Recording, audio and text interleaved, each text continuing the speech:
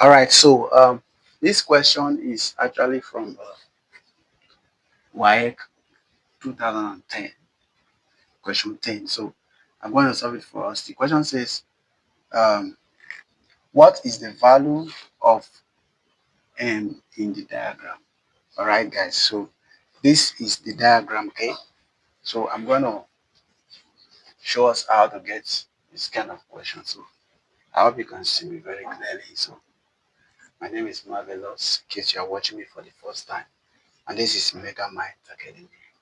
I will learn maths, have fun while learning. So break maths to the simplest way you can understand it. So solving this question, it says, what is the value of m? So it's very simple. You just write out the equation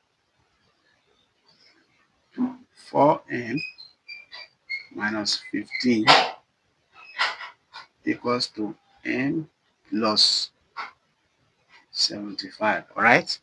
So now we are going to simplify this equation, which will give us 4m minus m, which is this, equals to, this will move to this side, 75 plus 15. All right. So 4m minus m, remember that this is 1m, okay? So 4m minus m will give us 3m. It is equal to 75 plus 15 will give us 90. All right.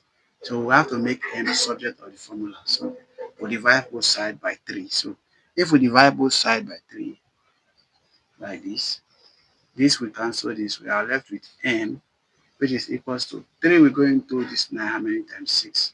So we have 60. Is it 60?